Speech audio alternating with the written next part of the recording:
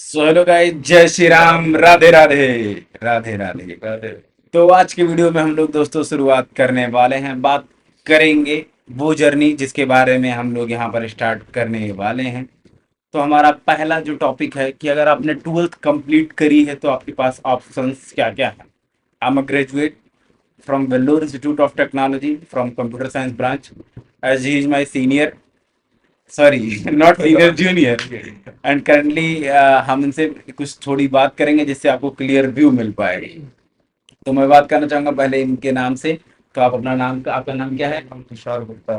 तुषार गुप्ता जी हैं हमारे साथ में। आज थोड़ी सी बात हम इनके साथ वार्तालाप करेंगे और इस वीडियो में जानेंगे कि तुषार की ट्वेल्थ के बाद जर्नी क्या रहने वाली है और आगे इन्होंने अपने लिए क्या प्लान कर रखा है। तो इसी के साथ करते हैं वीडियो की शुरुआत दोस्तों। जैसे जैसे कुछ कुछ चीज़ें होती जाएंगी आप लोग को सारी चीज़ें पता चलती जाएंगी। अब इसका मतलब ये बिल्कुल भी नहीं पानी की बरसात हो रही है, यहाँ पर कुछ कुछ चीज़ें हम लोग यहाँ आजमा रहे हैं कंटिन्यूअस बेसिस पर। तो अगर कुछ चीज़ें हमारे ट्रायल पीरियड में आपको दिखती रहे तो इसका मतलब ये नहीं, अगर आप इसी के साथ साथ हमारी वीडियो को like share and comment share और लाइक करते रहें, क्यों दोस्तों। तो तुषार, हम आपसे कुछ चीज़ें पूछना चाहेंगे कि कैसा लग रहा है आपको फर्स्ट टाइम आप कानपुर में आके। काफी सही लग रहा है, काफी सिटी में ऐसा लग रहा हुआ है। हाँ। तो पहले इन्होंने अपनी जो स्कूलिंग करी है वो कहाँ से करी है, इसके बारे में थोड़ा ओवरव्यू हम लोग लेंगे इनसे। स्कूलिंग अपने डिस्ट्रिक्ट फरक्काबाद से करी है, Gurukul world school. It is a good school. Okay, तो इन्होंने गुरुकुल से पढ़ाई अपनी करी है। ट्वेल्थ सीबीएसई बोर्ड थी आपकी? सीबीएसई बोर्ड की है। सीबीएसई बोर्ड से इन्होंने पढ़ाई करी है, जो कि अब यहाँ पर ये अब करंटली जो अपना जो फ्यूचर बनाने आए हैं वो कंप्यूटर साइंस फील्ड में आए हैं। वो बात अलग है कि इनकी डिग्री आपकी कौन सी परस्यू कर रहे हैं? बीसीए। बेसिकली ये बीसीए परस्यू कर रहे हैं। ये बीसीए के बारे में थोड़ा सा आपको ओवरव्यू देना चाहेंगे तो सर जी बताइए। हाँ, बीसीए मतलब बीटेक से थोड़ा कम है, but it is computer field में, आईटी फील्ड में थोड़ा भी बीसीए, बट इतना भी अच्छा नहीं है बीटेक से।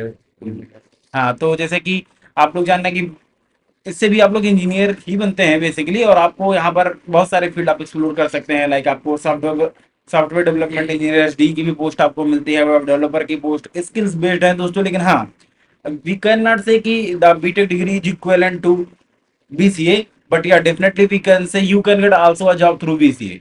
BCA is also a good option, and I think BCA is like near about 3 year program, हाँ, right? 3 year, yes, 3 year। Yeah, actually it's a 3 year program, and if you are talking about BTech, Bachelor of Technology, that's provide you basically many options in your field like computer science branch, mechanical branch, and current time the scenario what is that, like you have many options in computer science branch also. There are near about many specialization: artificial intelligence, cloud computing, gaming, AI, machine learning, and there are also a lot of option. And also you can explore IT field here also. That option is IT option is available here also.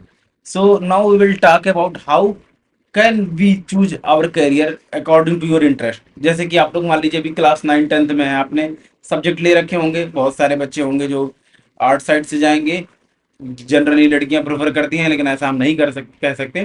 तो और बाकी आपका physics chemistry bio तो mandatory रहता है class 10th में सभी के हाँ, लिए, फिजिक्स केमिस्ट्री सबका रहता है। सबका रहता है। ट्वेल्थ में आपको ऑप्शंस मिलते हैं कि आप लोग कौन सा फील्ड एक्सप्लोर करेंगे। लाइक आप, बहुत सारे बच्चे ऐसे हैं जो मैथ साइड जाना चाहेंगे, उनको भी फिजिक्स केमिस्ट्री पढ़नी है। जो लोग बायो साइड जाना चाहते हैं उनकी भी फिजिक्स केमिस्ट्री रहती है। तो सर आपका क्या था ट्वेल्थ में सब्जेक्ट? मेरा कॉमर्स था। अच्छा, ट्वेल्थ में इन्होंने कॉमर्स ले रखा था, और इसके साथ साथ अभी कौन से सब्जेक्ट से 5 रहे होंगे? नहीं, शायद ये मतलब पेंटिंग एडिशनल है। अच्छा, पेटनिक एडिशनल। तो बाकी की 5 सब्जेक्ट आपके क्या क्या थे? अकाउंट्स, बिजनेस, इको और फिजिकल एजुकेशन, इंग्लिश। अच्छा, मतलब आपका फिजिक्स केमिस्ट्री बायो इंक्लूडेड नहीं था वहाँ? आप कॉमर्स में नहीं। अच्छा, कॉमर्स में एक्चुअली इन्होंने बताया कि यहाँ पर आपको फिजिक्स केमिस्ट्री इंक्लूड नहीं रहती है। यहाँ इनका एक बार आप अगेन रिपीट करेंगे हमारे रिव्यूअर्स को कि क्या क्या सब्जेक्ट रहते हैं आपके? अकाउंट, बिजनेस स्टडीज और इको, 3 तो मेन सब्जेक्ट रहते हैं, फिर इंग्लिश और फिजिकल एजुकेशन के। हाँ, तो इंग्लिश और फिजिकल एजुकेशन अलग से रहता है, और बाकी जो है इनका कॉमर्स से रिलेटेड जो भी 3 सब्जेक्ट हैं, बिजनेस और कॉमर्स आ जाता है। अब दोस्तों मैं अपनी फील्ड का बता दूं, जैसे कि मेरे कुछ कजिन्स थे जिन्होंने बायो ले रखा था। भाई की मैं तो भाई इंजीनियर बंदा, शुरुआत से मैथमेटिक्स में इंटरेस्ट बंदा, लेकिन आईआईटी सॉरी क्या कहते हैं प्रिपरेशन जर्नी के दौरान लगा भैया कि तो मैं तो थोड़ा टफ है, जो देखते थे वैसा सीन नहीं है। तो अभी हुआ यूँ दोस्तों कि मैं फिजिक्स केमिस्ट्री मैथ और हिंदी इंग्लिश मेरा 5 सब्जेक्ट था। जो कि 500 मार्क्स के होते हैं, मैंने बेसिकली यूपी बोर्ड से करा है। मीडियम मेरा सीबीएसई था, सॉरी मीडियम मेरा इंग्लिश था, बट बोर्ड मेरा यूपी बोर्ड था, अपने यहाँ का स्टेट होम बोर्ड जो था। और मैंने 11-12 जर्नी के दौरान ही कोटा में प्रवेश ले लिया था और आईटी जेई की प्रिपरेशन वहाँ प्रॉपर तरीके से कर रहा था। अब बात करते हैं भाई दूसरे बंदे जो कि मेरे साथ लाइक एमबीबीएस की प्रिपरेशन करने, सॉरी नीट क्रैक करने के लिए गए थे, जो आगे चल के भावी युवा छात्र बनेंगे, एमबीबीएस करेंगे। तो उनका जो बेसिक सब्जेक्ट्स रहता है वो फिजिक्स, केमिस्ट्री, हमारा मैथ रहता है, उनका बायो, बाकी हिंदी इंग्लिश इंक्लूड रहता है। अगर कोई बंदा एक्स्ट्रा लेना चाहे तो एक फिजिकल एजुकेशन जैसा वो सब्जेक्ट होता है आर्ट, वो अपना वो पेपर एक्स्ट्रा में कर सकता है। लेकिन बेसिकली जो मार्क्स हमारा काउंटेड होता है वो 500 बेसिस के ऊपर ही होता है। अब यहाँ से थोड़ी सी जर्नी का ओवरव्यू लेते हुए हम लोग एक बार कुछ चीज डिस्कस करना चाहेंगे आप लोगों से कि यार डिफरेंस क्या है। अगर मान लीजिए आप 12th आपने पास कर ली, अब आपको चूज क्या करना चाहिए। देखिए फील्ड आजकल बहुत हैं, कोई भी फील्ड में आप लोग जा सकते हैं। अब लेकिन आपके एरिया ऑफ इंटरेस्ट पर डिपेंड करता है कि आपने बचपन से सपने क्या देखे हैं। देखिए जो मेजर है हम वहाँ पर उन चीज़ों की बात करें, ठीक है, जो मेजर चीज़ें हैं जो जहाँ बच्चे जाना चाहते हैं उसके बारे में बात करेंगे। तो पहले यहाँ पर हम लोग जो दो छात्र बैठे हुए हैं कॉमर्स से आए हुए भाई, ऐसा नहीं है कि इनका फिजिक्स केमिस्ट्री में था, फिर भी उन्होंने बीसीए में इंटरेस्ट दिखाया और बीसीए परस्यू कर रहे हैं। हमारे पास ऑप्शन थी, मैंने मैथ लिया था तो मैंने बीटेक करा। आपके पास देखिए करियर के ऑप्शंस के नाम पे मैं बताना चाहूँ, अगर आप करियर ऑप्शंस के नाम पे बात करें तो मैं आपको कुछ चीज़ें भी मैं स्क्रीन पर भी शेयर कर दूंगा, आप लोग देख दीजिएगा। तो सबसे पहला जो आपके पास आता है ऑप्शन, अगर आप मैथ साइड से हैं तो आप क्या क्या प्रेफर कर सकते हैं। अच्छा तुषार, आपको कुछ चार्टेड अकाउंटेंट के बारे में कुछ नॉलेज है थोड़ा बहुत? हाँ, चार्टेड थोड़ा अकाउंटेंट हमको है। बताइए हमारे को, चार्टेड अकाउंटेंट की प्रिपरेशन के लिए कि आपको 11-12 में सब्जेक्ट्स क्या क्या रहने चाहिए। ऐसा कोई कंपलसरी नहीं है कि चार्टेड अकाउंटेंट के लिए ये सब्जेक्ट चाहिए, बट चार्टेड अकाउंटेंट का पेपर होता है अलग से, इसमें फाइनल करना काफ़ी हाई कंपटीशन है चार्टेड अकाउंटेंट में। मतलब एक्चुअली 2% ही स्टूडेंट्स जो होते हैं वो क्वालिफाई कर पाते हैं चार्टेड अकाउंटेंट में, बाकी 8-8 एवरेज 8-8 ईयर्स होते हैं लोग तैयारी करते रहते हैं चार्टेड अकाउंटेंट की। अब मैं भी चार्टेड अकाउंटेंट की तैयारी कर सकता था, बट मेरे पास इतना टाइम नहीं है कि 8-10 साल लगा चुकूँ चार्टेड अकाउंटेंट में, एक ही 2 साल में अपने एकदम चालू करनी है, इसलिए मैं थोड़ा बीसीए करके अपना साइड में कुछ अपना चालू करना चाहता हूँ। तो बेसिकली आपको इशार ने हमारे बताया कि जो चार्टर्ड अकाउंटेंट की तैयारी है, जिसे बेसिकली हम लोग शॉर्ट फॉर्म में सीए बोलते हैं, सीए की तैयारी के लिए बेसिकली दोस्तों ऐसा है तो मल्टीपल पेपर्स होते हैं। ऐसा ही कोई नीट जैसा कंपटीशन नहीं है एक पेपर दिया आपका क्लियर हुआ है। इसमें मल्टीपल पेपर होते हैं, जो मिनिमम अगर कोई बंदा चाहे तो उसको 4 या 5 साल, आई थिंक 5 साल लगते हैं सारे पेपर क्लियर में। आप वो 5 पेपर जब क्लियर कर लेते हैं, और मिनिमम उसका है ही 5 साल लगता ही है कि पहला बंदा भी कोई क्लियर करेगा नॉर्मल भी, तो वो सारे पेपर जब आप क्रैक करेंगे डे, अगर एक भी पेपर में आप बीच में किसी में फेल हो जाते हैं तो वो पेपर आपको री अटेम्प्ट दोबारा देना होता है। तो ऐसे 5 साल तक प्रोसेस चलेगा कंटिन्यू, आप सारे जितने पेपर्स होंगे देंगे, फिर आप एक चार्टर्ड अकाउंटेंट बन के तैयार होंगे, फिर आप मोटा पैसा छापेंगे भैया, चाहे इंडिया में, चाहे दुबई में, यूएस में, यूके में, जहां पर भी आप शिफ्ट हो जाए। एक चार्टर्ड अकाउंटेंट की ये डिमांड है मार्केट में। आपके पापा जी आपके यहाँ जो भी बिजनेस होता है सारा काम उसका सीए ही संभालता है, देखता है कहाँ अकाउंटिंग में क्या दिक्कत है क्या नहीं। एक सीए मल्टीपल बिजनेस लोगों को, बिजनेसमैन के सारी अकाउंटिंग का काम मैनेज करता है। एज अ लीगल पर्पज भी वो आपके यहाँ देखता है क्या चीज़ें सही है क्या नहीं है। ये हो गई चार्टर्ड अकाउंटेंट की बात। थोड़ा सा हाईली कंपटीशन वाला फील्ड है यार। और फिर उसके बाद हम लोग आते हैं, चलिए दूसरी चीज की बात करते हैं, हाई लेवल प्रोफेशनल्स की हम लोग बात कर रहे हैं। बाद में हम लोग एसएससी वगैरह भी ऑप्शंस में रखेंगे, पहले इसकी बात करते हैं। जो मोस्ट डिमांडेड कोर्स है एंड इंजीनियरिंग फील्ड जो लोग जाना चाहते हैं, जो मैथमेटिक्स साइड्स हैं, जिनका मैथ में काफी इंटरेस्ट रहा है, वो आजकल जाता है छोटे मोटे लेवल पे। तो आप पॉलिटेक्निक डिप्लोमा भी कर सकते हैं अपने यहाँ से, होम बोर्ड से आपका होगा, जैसे हमारे यहाँ उत्तर प्रदेश पॉलिटेक्निक है। तो तमाम ऐसे कॉलेज मिलते हैं जहाँ से आप डिप्लोमा लेवल की कोर्सेज कर सकते हैं, आईटी लेवल आईटीआई कर सकते हैं, जिससे आप इलेक्ट्रॉनिक्स वगैरह ऑप्शंस में अवेलेबल होते हैं, थोड़ा बहुत आपको भी हाँ, पता होगा तुषार। लेकिन अगर आपको एक हाई फील्ड में जाना है जो कि सेंट्रल लेवल पर हो, तो आपने नाम सुना होगा आईआईटीज का, बिट्स पिलानी का, पीआईटी का, एनआईटी का। ये सारे कॉलेजेस के नाम सुने होंगे आपने, जहाँ से एक बंदा प्रोफेशनल लेवल का एक इंजीनियर बनता है, जिसे बोलते हैं आप लोग software engineer, data engineer, artificial intelligence type की जैसी चीज़ें मार्केट में आ चुकी हैं। तो इन सब एआई को एक्सप्लोरर वाला, machine learning engineer, data scientist, और यहाँ तक कि जो साइंटिस्ट भी बनते हैं वो आईटी वगैरह से ही निकल के एक अच्छा खासा अपना पीएचडी वगैरह करके किसी फील्ड में डीप रिसर्च करके, हाँ रिसर्च पेपर वगैरह लिखकर साइंटिस्ट भी लोग किसी फील्ड से बनते हैं। तो हम लोग दोस्त nothing about that, we are talking going to about that Indian Institute of Technology IT के बारे में बात करने वाले हैं बेसिकली। तो अब बात करते हैं आईटी का, थोड़ा बहुत आपको कुछ जानकारी है सर आईटी वगैरह के बारे में? हाँ, IT sector like computer sector, इसमें सही रहता है नॉर्मली। तो बेसिकली दोस्तों यहाँ पर जो आईआईटी की फील्ड है मैं थोड़ा सा ओवरव्यू देता हूँ। देखिए, इंडियन इंस्टीट्यूट ऑफ टेक्नोलॉजी, ठीक है, इंडियन इंस्टीट्यूट ऑफ टेक्नोलॉजी दोस्तों की हम लोग बात करने वाले हैं।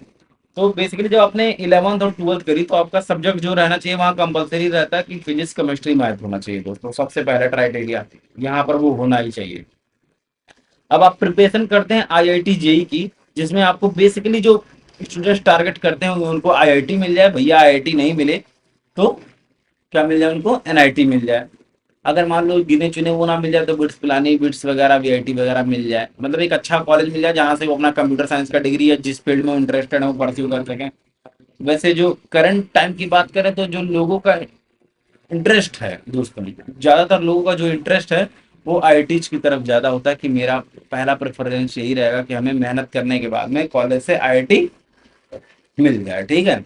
अब आईआईटी के लिए इतना क्रेज ये है दोस्तों क्योंकि एक आईआईटी एक ब्रांड है भाई, actually nothing more than that, लेकिन ये एक ब्रांड है जिसको हम लोग लाइक वो नहीं कर सकते कि नहीं यार ऐसा नहीं है। आईआईटी एक ब्रांड है और है भाई, उसमें कोई दो राय नहीं है। तो इसलिए लोग आईआईटी लेना प्रेफर करते हैं, ठीक है। अब इसके लिए प्रोसेस ये है दोस्तों, आपको 12th के साथ एग्जाम होता है, आपने 12th क्लियर करी उसी साल आपको एग्जाम देना होता है इंडियन इंस्टीट्यूट ऑफ टेक्नोलॉजी के लिए, एनआईटी के लिए। पहला फॉर्म आपका आता है जेई मेंस का, जिसको पहले एआई ट्रिपल ई के नाम से जाना जाता था बिफोर 2014-17। जैसे कि आपने सुना होगा सुशांत सिंह राजपूत ने ऑल इंडिया रैंक 7 निकाला था 2000 आई थिंक 7 में या 7, हाँ 2007 में आई थिंक उनका ऑल इंडिया रैंक 7 था। तो nothing about that, it's just a JEE Mains. वो जेई मेंस एग्जाम था जिसका पहले नाम एआई ट्रिपल ई था। जैसे कि नीट का पहले नाम आपका था एआईपीएमटी, सीपीएमटी, सुना होगा तो सर आपने हाँ 2014 के आसपास ये नाम रहते थे, अभी उसको बदल के नीट कर दिया गया है। तो वैसे ही अब ये जेई मेंस होता है। जेई मेंस का एग्जाम होता है जो बेसिकली अभी 300 मार्क्स का होता है, साल में 2 बार लिए जाते हैं। बच्चे को 12th के साथ फॉर्म भरना होता है, जनरल कैटेगरी की फीस 800 से 700 होती है, भरना होता है। उस जेई मेंस के एग्जाम में आपको फिजिक्स केमिस्ट्री मैथ के क्वेश्चंस आते हैं, 25-25 क्वेश्चन आते हैं, 30-30 ऐसा ही कुछ है। और वो क्वेश्चन आते हैं, उसको शायद 25-25 क्वेश्चन रहते हैं, आपको उन्हें अटेम्प्ट करना होता है। 5-20 क्वेश्चन आपके एमसीक्यू रहते हैं, 5 आपके इंटीजर टाइप के ऐसे इंक्लूड हो गए हैं। वो क्वेश्चंस आप अटेम्प्ट करेंगे, 300 मार्क्स का होगा। उस बेसिस पर आपको जो मार्क्स आएंगे उस हिसाब से आपका रैंक बनेगा और आपको एनआईटी, ट्रिपल आईटी, इंडिया में ट्रिपल आईटीज भी हैं, एनआईटी है, ये सब मिलता है। जो बच्चा जेई मेंस में अच्छा मार्क्स स्कोर करता है और एक कट ऑफ बनाया जाता है कि 80 नंबर, 90 नंबर या 100 नंबर या 120 मार्क्स के अब जो बच्चा लाएगा वो आईआईटी एडवांस का एग्जाम दे सकता है। आईआईटी एडवांस मतलब इंडियन इंस्टीट्यूट ऑफ टेक्नोलॉजी का पेपर दे सकता है। जो बच्चा ये एग्जाम्स में इतने मार्क्स स्कोर करेंगे उस बेसिस पर 1 लाख से 1.5 लाख स्टूडेंट आईआईटी एडवांस के लिए सेलेक्ट होते हैं। और जो बच्चा आईआईटी एडवांस अब क्लियर करेगा वो बच्चा जाएगा आईआईटी जिसमें अच्छे मार्क्स होंगे। वैसे बता देना चाहूंगा आईआईटी के अंदर टोटल 18,000 17,000 सीटें हैं। अगर जनरल कैटेगरी के हैं तो आप 8,000 रैंक तक लाएंगे तो कुछ ठीक ठाक आपको मिल सकता है।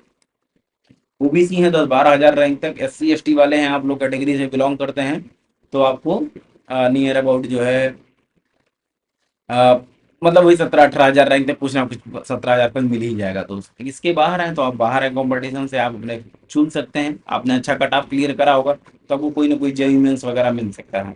कट ऑफ क्लियर करने का बिल्कुल भी ये मतलब नहीं है कि आपको एडवांस का कॉलेज मिल जाएगा। कट ऑफ क्लियर करने का सिंपल सा मतलब ये है कि आपको एग्जाम देने के लिए एलिजिबल होता है, आप एलिजिबल होगा, ठीक है। तो ये होगा हमारा आईटी एडवांस का प्रोसेस। और जो बच्चे जेईई मेंस क्लियर करें, अच्छा मार्क्स स्कोर उन्होंने करा, उनको मिलेगा जेईई मेंस का कॉलेज। ये हो गई हमारी पूरी आईटी एडवांस के बारे में तैयारी। कॉलेज कौन कौन से अच्छे हैं ये सारे दूसरे वीडियो में बात करेंगे। वैसे 5 टॉप कॉलेजेस के नाम बता देना चाहूंगा आपको आईटीज में, एनआईटीज में।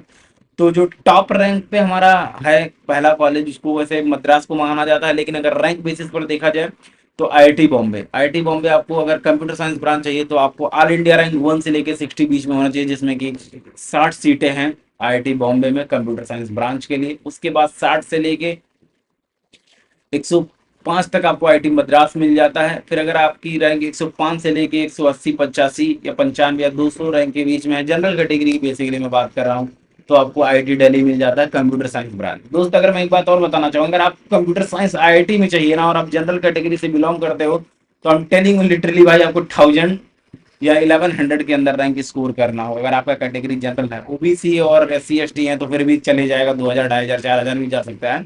बट स्टिल अगर आप जनरल कैटेगरी से मेरी तरह बिलोंग करते हैं भाई, तो आपको 1000 रैंक के अंदर स्कोर करना होगा IIT एडवांस के लिए, जो कि हर जेई एस्पिरेंट का एक सपना होता है कि मैं भी IIT जाऊं। और उसमें भी अगर IIT बॉम्बे मिल जाए भाई तो क्या बात है, दिल्ली मिल जाए तो क्या बात है। तो यहीं पर बात करते हैं दोस्तों, अगले वीडियो में हम बात करेंगे मेडिकल फील्ड से रिलेटेड, जहां पर आप लोग नीट की तैयारी कर रहे होंगे, क्या क्या ऑप्शंस हैं आपके पास, प्राइवेट में क्या ऑप्शन है, गवर्नमेंट में ऑप्शन क्या ऑप्शन हैं, जिससे आप डॉक्टर बन सकते हैं, देश का एक युवा फ्यूचर बन सकते हैं, जिससे आप लोग एक डॉक्टर बन के, ना कि हमारे देश का वर्ल्ड में अपना एक लोगों की सेवा करने में, जो डॉक्टर्स जो भगवान माने जाते हैं, बहुत लोगों का सपना होता है मैं अपने घर के लिए डॉक्टर बनूं, तो उसके बारे में हम लोग बात करेंगे। तो अभी के लिए वीडियो की यही समाप्ति है दोस्तों। अगर हमारा वीडियो आपको अच्छा लग रहा हो, चैनल पर आप हमारे नए, तो चैनल को सब्सक्राइब करें, लाइक करें, कमेंट करें और अपने दोस्तों के साथ भी शेयर करें। और समय के साथ साथ ऐसी वीडियोज हमारे चैनल पर आपको मिलती रहेंगी। अगले वीडियो में हम लोग आपके साथ फिर अगेन आएंगे। तो जय श्री राम, राधे राधे दोस्तों।